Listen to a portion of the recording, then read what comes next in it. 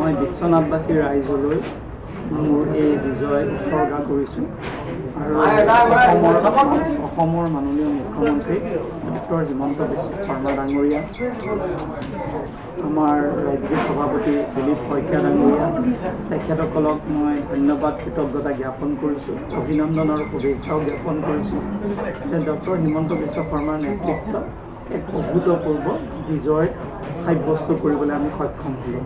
ভাৰতৰ প্ৰধানমন্ত্ৰী নৰেন্দ্ৰ মোদী ডাঙৰীয়াৰ দূৰদৰ্শী নেতৃত্ব আৰু তেখেতে অসমৰ প্ৰতি থকা তেখেতৰ আন্তৰিকতাৰ এয়া প্ৰতিফলন। ৰাইজে তেখেতক পুনৰ এবাৰ যাতে অসমৰ ৰাইজক তেওঁ নেতৃত্ব দিব পাৰে তাৰ বাবে ৰাইজে ভাৰতীয় জনতা পাৰ্টীক আশীৰ্বাদ কৰিছে আৰু আমি এগৰাকী সেই দলৰে কাৰ্যকৰ্তা হিচাপে ৰাইজে আমাকো আশীৰ্বাদ কৰিছে।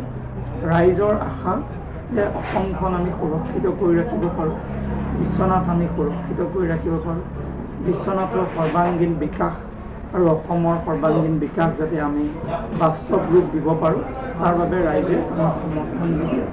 বিশ্বনাথবাসী ৰাইজৰ এই অকুণ্ঠ মৰম আৰু আশীৰ্বাদৰ বাবে বিশ্বনাথবাসী ৰাইজৰ অন্তৰৰ পৰা মই ধন্যবাদ কৃতজ্ঞতা জ্ঞাপন কৰিছোঁ আৰু আশা কৰিছোঁ অনাগত দিনত ৰাইজৰ পৰা আমি মৰম আৰু আশীৰ্বাদ এনেকৈ ভৱিষ্যতে পাম, সেয়া আমি আশা কৰিছোঁ।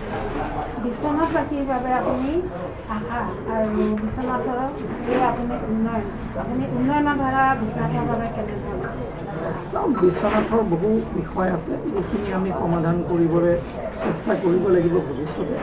বিভিন্ন বুদ্ধিজীৱী আছে, সামাজিক অনুষ্ঠান আছে, আমাৰ ভাৰতীয় জনতা পাৰ্টীৰ মোৰ দলীয় সতীৰ্থসকল আছে, বহু ব্যক্তি আছে, সকলোৰ লগত আলাপ আলোচনা কৰি আমি এটা পৰিকল্পনা প্ৰস্তুত কৰি যে বিশ্বনাথৰ বাবে ভৱিষ্যতে আমি কি কাম কৰা প্ৰয়োজন আৰু কেনেকৈ কাম কৰা প্ৰয়োজন, সেই কামখিনি আমি ভৱিষ্যত দিনত সকলোৱে মিলি একত্ৰিতভাৱে কাম কৰিম আৰু বিশ্বাস আছে ডক্টৰ হিমন্ত বিশ্ব শৰ্মা ডাঙৰীয়াৰ নেতৃত্বত এইবাৰ অসমত অকল্পনীয় অভূতপূৰ্ব এক নতুন কৰ্মসূচী আৰম্ভ হ'ব আৰু সেই কৰ্মসূচীতে আমি বিশ্বনাথৰ বাবে যিখিনি সমস্যা সমাধান হোৱাটো বিশ্বনাথবাসী ৰাইজে আশা কৰে বা বিশ্বনাথৰ বাবে প্ৰয়োজন বা নতুন প্ৰজন্মৰ বাবে তেওঁলোকক আমি কিছুমান সুযোগ সুবিধা আমি দিয়াৰ প্ৰয়োজন আছে, সেইখিনি আমি নিশ্চয় ভৱিষ্যত দিনত আমি আগবঢ়াই লৈ যাব।